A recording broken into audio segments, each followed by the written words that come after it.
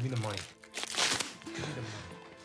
I hate you, Harley! Hi guys, welcome to the twisted world of a struggling family in Pennsylvania in 1993, where Bonnie's violent past haunts them. Once again, Bonnie has murdered her abusive husband, which lands her in prison, leaving her eldest son Harley to pick up the pieces, raising his three sisters alone. 16-year-old Amber, 12-year-old Misty, and 6-year-old Jody. Harley dreams of pursuing further education and a better life, but the responsibility hinders him. He works tiresome dead-end jobs just to put food on the table and pay the bills due to working night shifts. He seeks help from his sister Amber but faces stern refusal. "You don't deserve happiness." Amber sneers, preparing for a date with a mysterious man, but Harley is a fighter. He takes care of his sisters, Misty and Jody, working at the local supermarket, and he meets Callie, a married woman whose life is as dark as his. She could be the ally he needs to survive in this bleak existence. That night, Harley stumbles back home exhausted from a day of work, but as he rests his weary head, the moans coming from the living room jolt him awake. He finds his sister Amber in an unspeakable position with a stranger on the couch. Enraged, he rushes outside and fires a few shots into the air, scaring off the intruder. But when Misty and Jody wake up from their sleep, they find their siblings in a heated argument. The stranger runs off quickly, leaving Harley to dow the couch in preparation for the last rites. The next day, Harley and Joey visit their mother Bonnie in prison. It's been 2 years since she took her husband's life, but for Harley, it's the first time he's seen her in person. He leads Misty at home, not wanting her and Jody to fight on the way. As for Amber, she couldn't care less. Harley thinks his mother is content to rot in jail, choosing the cold embrace of a cell over the warmth of her family. But as they sit face to face with Bonnie, the weight of reality crashes down on Harley and he collapses in panic. Following the court's orders, Harley starts seeing a therapist who quickly notices his belief that his mother cares more about the girls. Harley thinks it's because girls can have children, whereas boys can just leave. But if he ever is a father to a child, he swears to marry the mother, not out of love, but out of the sense of responsibility as children. Harley and his sisters endure the terror of a horrific father who beats and abuses them. Merely mentioning their father's name infuriates Harley, and he quits therapy before the therapist can delve deeper. Tension is palpable. At dinner, when Harley's sisters reveal that Callie has come by leaving a mysterious gift, his world turns upside down when his sister, Amber, presents an enticing offer in front of him, a chance to escape childhood hellish memories by going on a date with one of her friends. But when he realizes that the girl is only 16,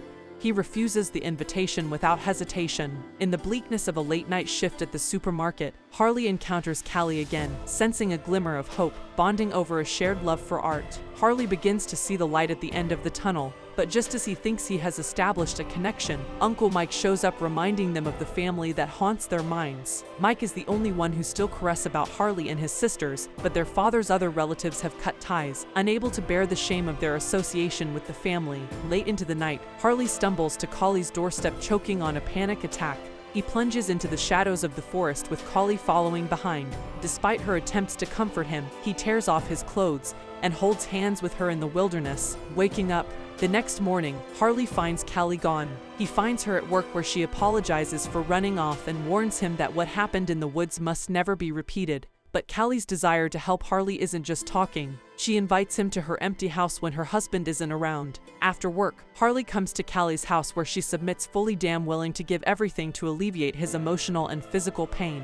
When Harley returns home, he finds that his sister Misty has stumbled upon their mother's hidden cache, precisely $1,000. But as he approaches her kindly for the money, Amber barges and vindictively slaps Misty and snatches the loop for herself, her demand, her driver's license. But Harley, wiser to the ways of the world, knows better. House taxes come first. Amber explodes in anger, hurling a stream of curses at Harley. Feeling defeated, Harley seeks solace in his lover, Callie's arms. The two continue their affair, finding comfort in each other's embrace, finding peace in their secret moments wherever they may be. When Harley sits in the therapist's office, the weight of years of abuse and trauma crashes down. The therapist cautiously prods, sensing there's more to the story. Has Miss the ever been sexually abused by your father? Harley nods, confirming the therapist's fear. But what about Amber? The therapist asks if he's trying to understand the twisted dynamics of this broken family. Harley's eyes go dark, shifting uncomfortably in his seat. Amber and I never had a healthy relationship. Our father never touched her, he says, with a cold laugh, harboring a twisted sense of gratitude for her not enduring the abuse. He and Misty suffered. Harley storms out of the therapist's office, boiling with anger and pain.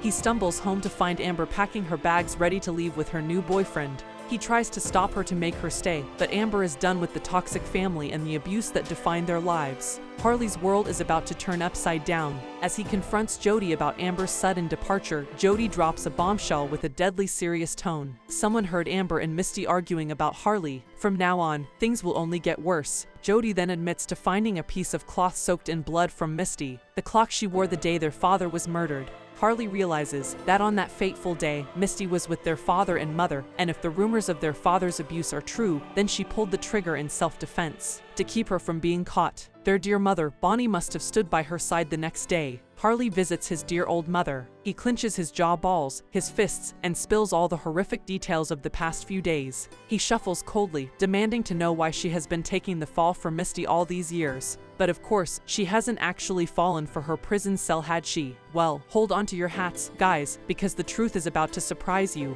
It turns out it wasn't Misty who pulled the trigger on their dear old dad. No, no, no. Misty's gaze turns to their dear old mom, all because she's green with jealousy. See, Misty fell in love with their dad. Mind you, this isn't most people's idea of love, but a twisted, nauseating kind that only a killer can understand. She took her father's abuse as a twisted expression of his love for her. When Harley realizes the severity of the deception happening right under his nose, he's greatly shocked. Driven by anger and confusion, he rushes to Collie's house ready to confront her, but she tells him to shut up, reminding him that he can't just barge into her life, especially not with her husband around. She won't risk ruining her perfect marriage for a 19-year-old girl who can't control her emotions. One night, Harley and Amber cross a small path in the supermarket. She dropped a bombshell saying she's going to live with her new boyfriend, leaving Harley at a loss. But upon closer observation, he notices a black bruise on her eye. He can't ignore the suspicion that something is wrong. He asks a question. Did her new boyfriend hit her in a cruel twist of fate? He even asks if she would stay with him if he hit her too. Amber is startled, but then a glimmer of hope flashes in her eyes. She takes Harley's question as an invitation, cuts off her abusive relationship with her boyfriend, and starts dating Harley. The next morning, Harley wakes up from a nightmare. Amber lies on the bed like a disguised demon. He's terrified, but she isn't. She reaches out to touch him, making everything feel real, but he pushes her away. Harley stumbles out of the room troubled by what happened the night before. Then Amber's voice cuts through his thoughts, a knife piercing his heart. Callie doesn't love you. She says, not like I love you. As memories of the traumatic event are reserved, Harley's mind is filled with disgust. He stumbles into the therapist's office eager for answers. Harley reveals the dark secret he has been carrying for many years with a trembling voice. He recalls those nights when Amber climbed into his bed seeking comfort, trembling with fear of the father who abused them. But Harley doesn't stop her. He's paralyzed by fear too.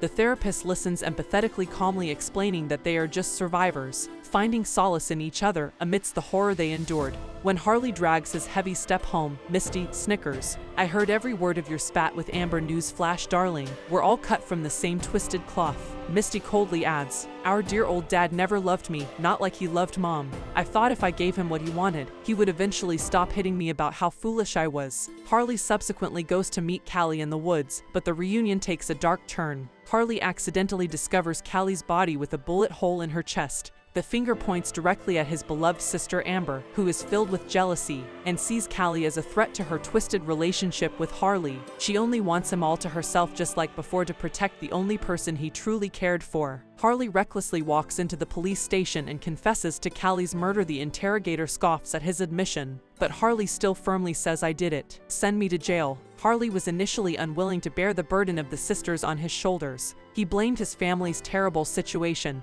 but the sinister truth of this family was revealed. Harley realized the gravity of the situation and accepted his responsibility as a protector. If it means protecting the safety of his sisters, he's willing to give his life to Uncle Mike. Now their legal guardian takes Schwa, Misty, and Amber under his shelter. If you enjoyed this video, please give a like and subscribe to our channel. Thanks for watching.